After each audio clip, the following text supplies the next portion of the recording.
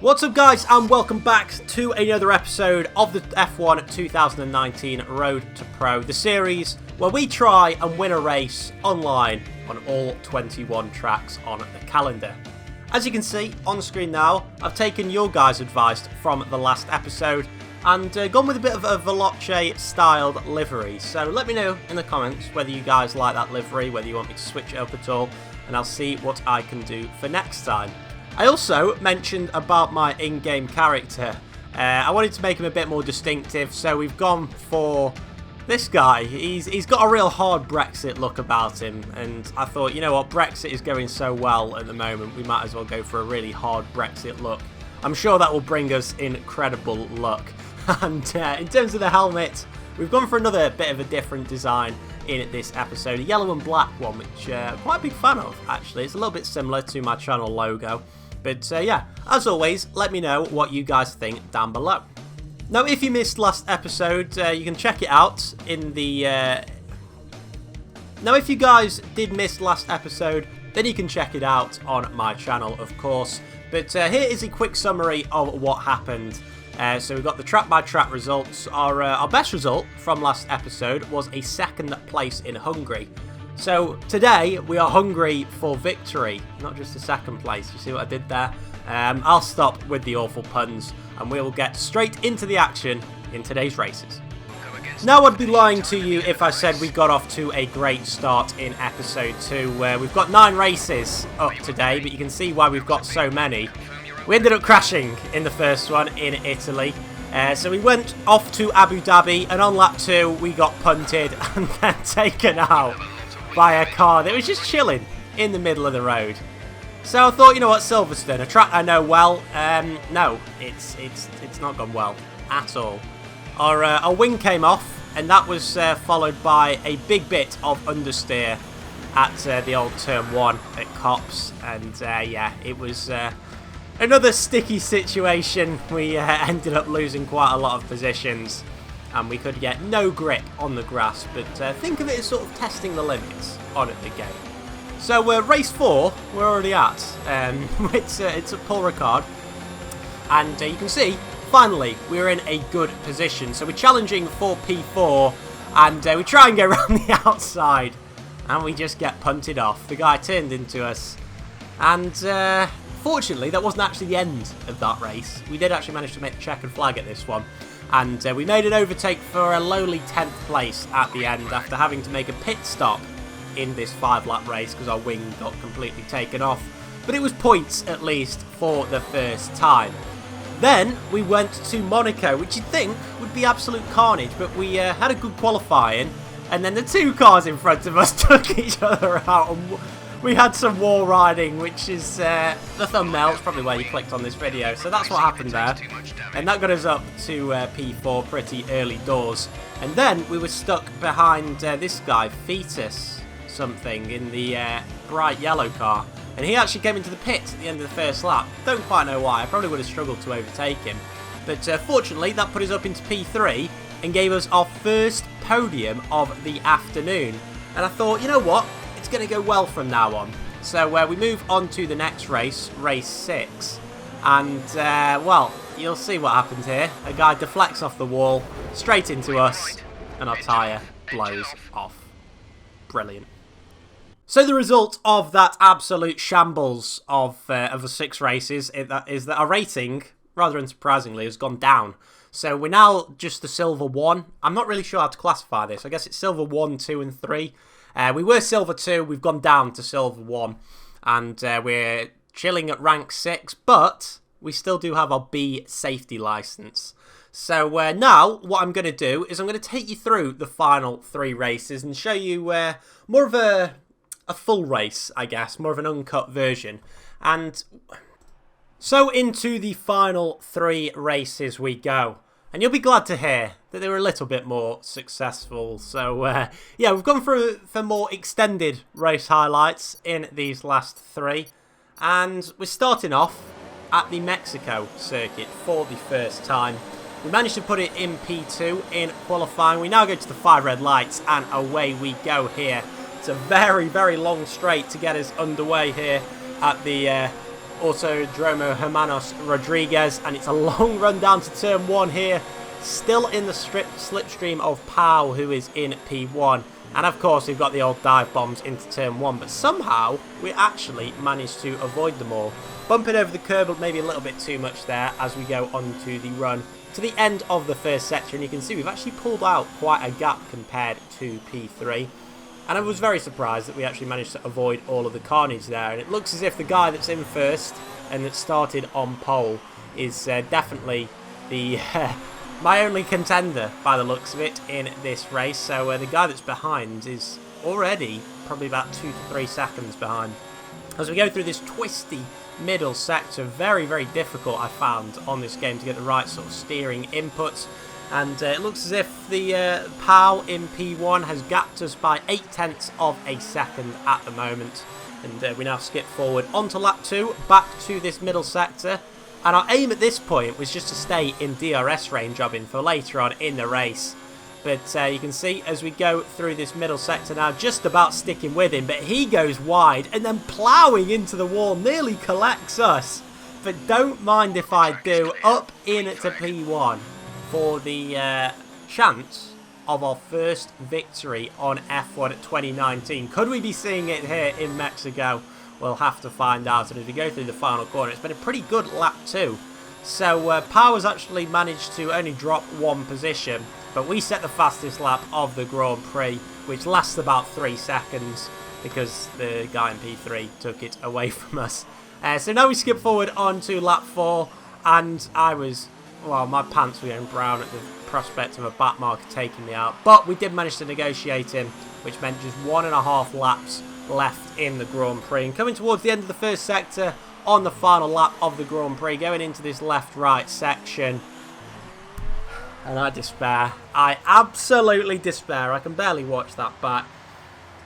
Basically, we bottled it. We bottled it. And Leo, who was absolutely nowhere in this race at one point, has mugged us off. And we've lost the victory on the final lap. We were so close to taking the win, but now we've just got to try and stick behind him in this middle sector. We cut the track. Just absolute frustration and desperation at this point. 1 sector left. Let's have a look at the gap. It is under a second. But I think it's going to be too little too late. You can see how much faster we are than Leo in P1. But as we go through the stadium section, the fireworks are going off, and unfortunately, they are not for us. And as we come through the final corner, oh boy, how have we bottled that? Under a second away from our first victory on F1 2019. But no. Fortunately, our rank is going back up. Our safety rating hasn't gone up, despite us not really causing any sort of incident in that race. And we get up to 1,700 competition points, which means we still can't afford any liveries. But yeah, you can see there, a 1:19.7 was our best lap. So actually, the guy that won was faster than us over 1 lap. But we've got to put that disappointment behind us as we go to Abu Dhabi for the second time this episode. The first time we got absolutely smashed into the wall, just like the majority of races in this episode. We now go to the 5 red lights here for the Abu Dhabi Grand Prix, once again starting in P2, and away we go. A decent start from ourselves, but a little bit of a lag spike, which means that we can't challenge R4, F4, L05 into turn 1. I'm definitely not going to say his full name again. What should we call him? Should we just go R4? We'll go for R4. So, yeah, we've got R4 in front of us and someone that sounds like Aeterno behind us as we already cut a corner, just 2 or 3 turns into this Abu Dhabi Grand Prix. And we've already had a disqualification, which means we're down to 7 runners almost immediately. But we're now going to stick in the slipstream of R4 on this main straight. He was probably about half a second to a second quicker on the qualifying lap, so I knew that I had to probably use a lot of ERS early doors and use quite a bit of fuel if we had any chance of overtaking him. But you can see he got a brilliant run there out of the turn 8-9 chicane, and it was looking pretty bleak for us at the early stages of this race. You can see the gap already up to nearly 1.4 seconds. The gap to Aeterno wannabe behind is slightly more than 1 second, but it looks as if he's closed up in the last couple of corners. Maybe took an interesting line through one of the chicanes, I think, is probably why he's closed up. But you can see R4 is absolutely checking out at the front already. It looks as if he's probably pulled about another half a second on us in this final sector. But we're just going to try and sort of plug away in this first lap of the Grand Prix and at least keep P2 in the early stages of the race. So as we go into the final corner to end the first lap of the race, we are still in P2. A little bit interested on the steering movements, but we're 1.7 seconds behind.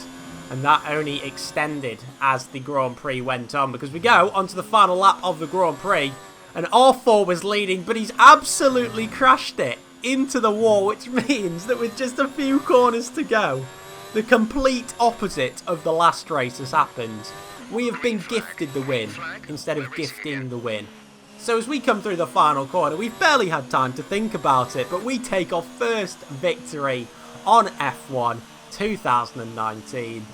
And it's only 1 lap later than it should have been. So that means that we get to stand on the top step of the podium for the first time. Mr. Hard Brexit on the top step of the podium. Just look at him there. He is loving it. As we see the Veloce style livery car in the middle of Parc Fermé. And we are spraying the champagne as a very, very happy Brexiteer. So, yeah. That was alright. We definitely weren't the quickest in that race, but R4, the guy ahead, made a mistake, and we picked up on it. So what can I say? But yeah, we go up again in the rank, and our safety rating goes up 15% to 59, and we also level up to level 8. So it's looking, now, as you see, we get to 2,000 competition points, like we can buy a new livery. So we'll do that at the start of next episode. We've just got one more race to run. And yeah, we'll buy a new style of livery. But to conclude this episode, where we've already had a win and a second place, and 5 pretty terrible races, but we'll ignore that. We've still got one more to go, and it's here in Russia. It's looking very, very cloudy. We're starting in P3. We've got a couple of quick guys in front of us, including the man that gifted us the win last time, once again starting on pole. And it's a reasonable start for ourselves, by the looks of it, in P3. And as we now go down into turn 1, are we going to make a move on Lacasia, who is new to this lobby, I believe. We're going to go side by side with him as we hold our grid position into the first corner. And no crashes, would you believe it? We've managed to find very, very clean lobby by the looks of it as we go through the 180-degree left-hander off turn 3 and then into turn 4. We're still just sticking behind the Lacasia for the meantime, and we'll try and plot our way around them. So R4 in the lead once more as we go very, very deep into that turn. The goal once more is just to try and stay within DRS range, because DRS is so powerful on this game, it's got to be said. And one thing that I've actually felt probably the most difficult to do is the ERS management on this game. So you can see in the bottom, we're switching between it all the time, because if you run overtake for even just one straight, it drains you by a good sort of 10%. And that straight at Russia that I've just gone down isn't, it's far from the longest on the calendar. So yeah, you really got to be careful with your ERS management and your fuel management as well. I've found that goes down quite quickly on this game. But just a couple of observations that I've had in the first sort of week of this game. We go back up to medium ERS deployment, and we're still looking good for at least P2 in this race. It looks as if R4 is going to take the victory that he probably deserved in the last race in Abu Dhabi. But we've not given up hope on a P2 in this race. So later on into lap 2 we go now, and Lacasia goes very wide off the circuit there. So we're going to try and take the chance as we're close right up to him now, but his tyres will be very dirty after running off the circuit. So we're pretty close to him as we go into the final couple of corners. Our ERS situation is looking okay as we go into the final 3 laps. But as we start lap 3, I don't know what happened there. The guy in front just basically stopped on track. I don't know whether it was a lag spike or what, but it means that we've lost part of our front wing.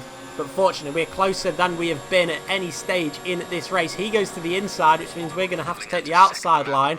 We're going to brake early because he outbrakes himself, but he's just going to keep the throttle planted. and he's going to remain in P2. So an interesting line. Be interesting to see at the end of the race whether he got a penalty for that. But just one lap later, on lap 3, we are not going to give up on this move. We want to take it on track. And we've got the guys behind us who are actually starting to close up now. So we need to make this move. It looks as if the guy ahead has actually got wing damage as well. And what looks like a Brawn-style car, as he almost forces us up against the wall and then hits us off the track whilst we were under braking. So fortunately, we managed to make the move. It was far from the cleanest, but I did my best to make it a clean overtake. Less said about the other guy, the better. And he actually got overtaken by someone else by the looks of it. But fortunately, we managed to hold P2. The guy in P3 did close up on us in the final lap. But that meant that in this episode, it was a P1 and 2 P2s to finish off, which brings us up again to 1,300 in the silver rank. Our safety rating has gone right up to 78%, and we are at level 8 at the end of this episode. So taking a look at our track-by-track results then at the end of episode 2, you can see the big gold nuggets in the bottom right corner is Abu Dhabi. We've done 2 races there and we've got 1 bloody victory, which is very, very good. Also, second place is at Mexico and Russia today, and a 3rd place in Monaco. I'd say it's not ended too badly, although we did have a lot of stinkers in this episode. But we'll gloss over that, and I will catch you guys in the next episode of the F1 2019 Road to Pro. I'd love to hear your guys' thoughts down below, and I'll catch you in the next video. Do take care. Bye bye.